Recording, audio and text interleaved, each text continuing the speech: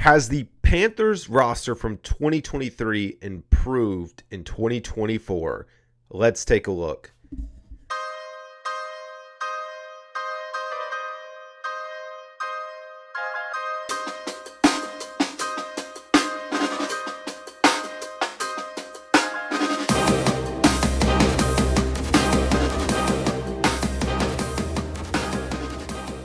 What is going on, Panthers Nation? Carolina Dad here, your host of the Growls One Roar podcast. If you're a Panthers fan or not, you're in the right place for Panthers content. Folks, please hit that subscribe button. It is much appreciated. Today, we're here to discuss the state of the 2024 roster in comparison to 2023.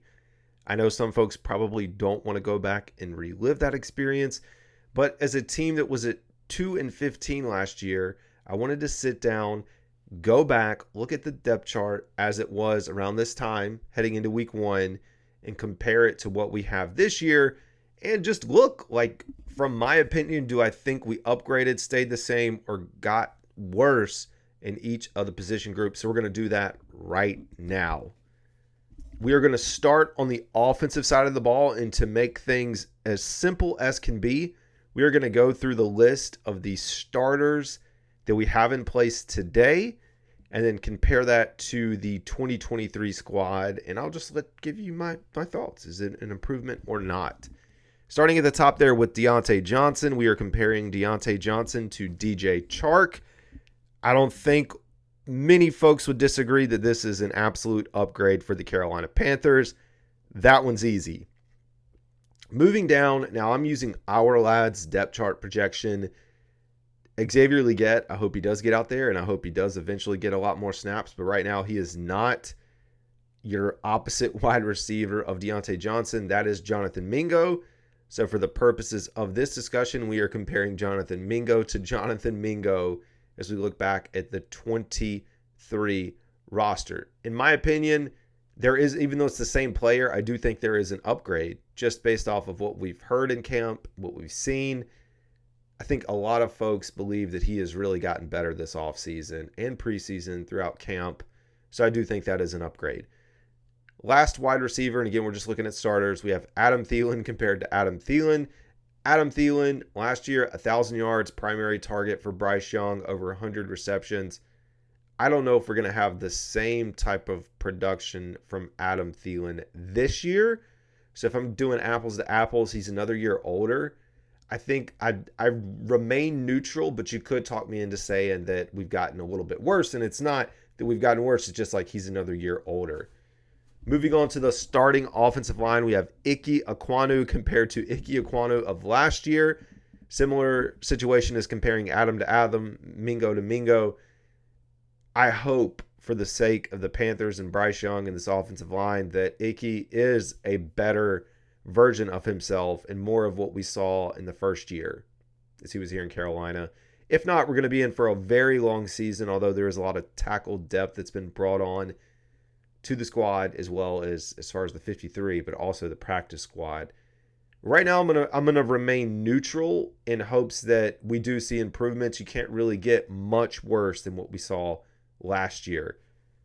We move to left guard this year, starting Damian Lewis compared to Brady Christensen. And by de facto of Brady Christensen is now on the second team starting offense this year, not starting offense, but second team offense this year. I think it's a de facto upgrade at that position. We know there was a lot of turnover interior wise with the two guards with the Carolina Panthers last year. I think Damian Lewis, we know he's missed some time for personal reasons, but I look forward to what he's going to be able to do standing in, hopefully closing out that side of the line. Next up, we have Austin Corbett compared to Bradley Bozeman at center. I think I'm going to remain neutral on this one as well. I don't think I could say it's an upgrade. I also don't think I can say it's a downgrade.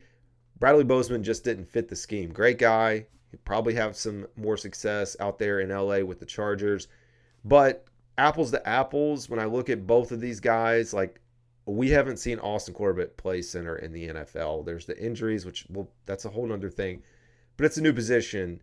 So I am going to remain neutral because I don't think it's a true upgrade. I think it's just wait and see what happens.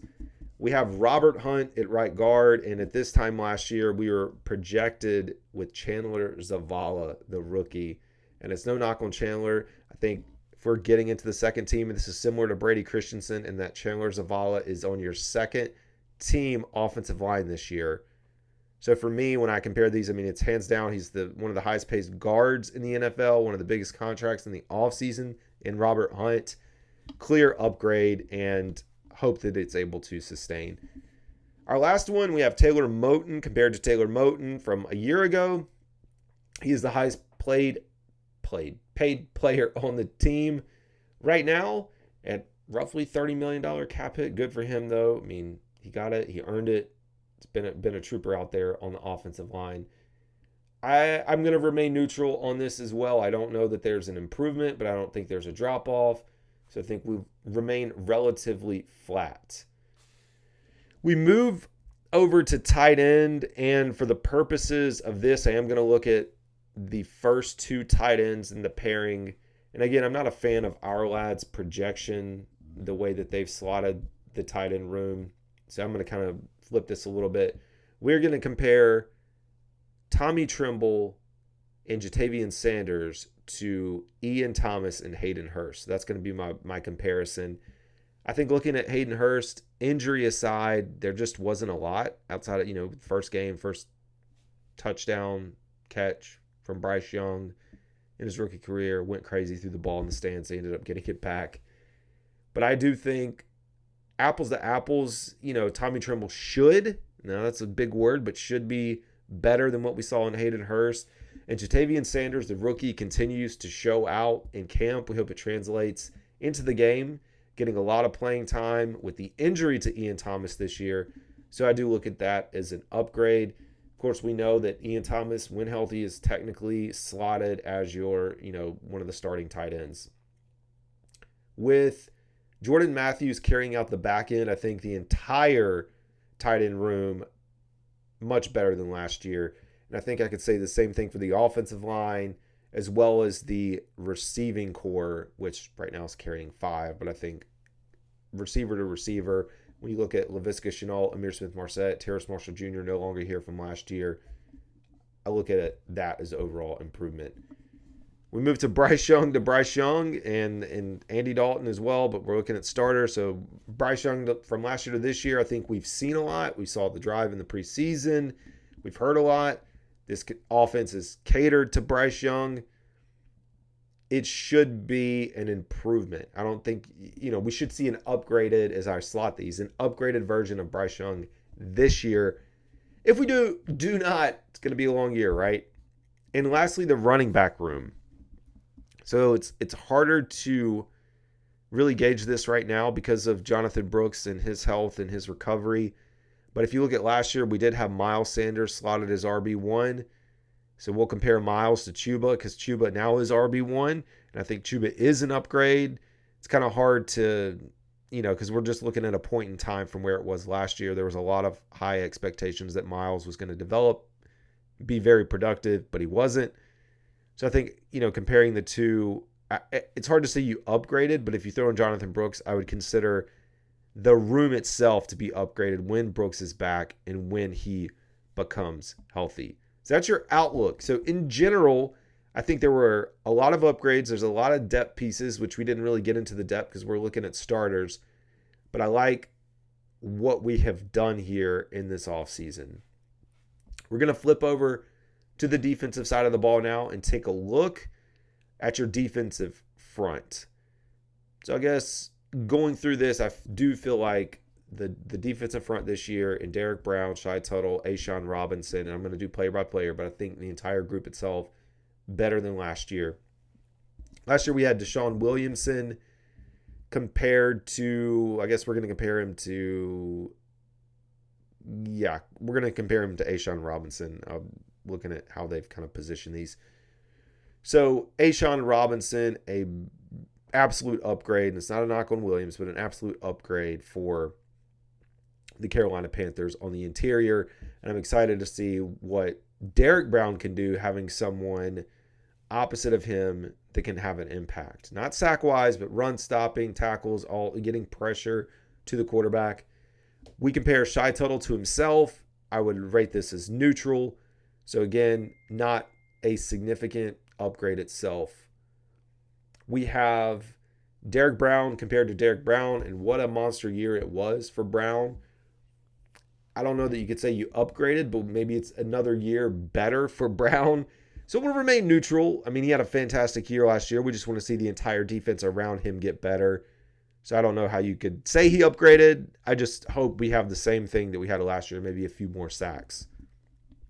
We look at the outside linebacker room, which last year wasn't great. This year also not fantastic. I'm going to compare, for the purposes of this, Jadeveon Clowney with Brian Burns. And in the offseason, I wanted to compare DJ Wonham to Burns, but with Wonham being out, hard to do that comparison, so we're going to look at the point in time.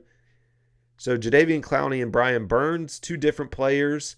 One's a little bit older, had healthy prime. Burns here, of course, moved over to New York. I think I would say, if we're doing apples to apples and then you're kind of compounding the factors, I want to say neutral. I'm not going to say upgrade. I could actually go in favor of saying it's a downgrade, and it's not a knock on Clowney. It's just comparing, I think, if we were doing overall talent in the future, and maybe that's not the best way to do it, but I'm making up my own rules as I do this. So I am going to lean towards a slight downgrade to neutral. The other outside linebacker, we are comparing Justin Houston, who barely made it around here, with Clavon Chase. No, it's going to be DJ Johnson. I'm going to put DJ Johnson in there.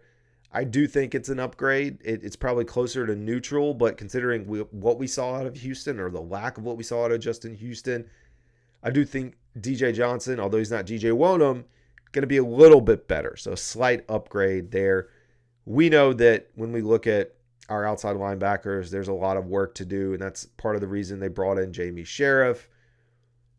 It's going to be a key position in the offseason and draft next year that they're going to have to address, but for the state of what it is, we'll take it. Inside linebackers, you have Shaq Thompson.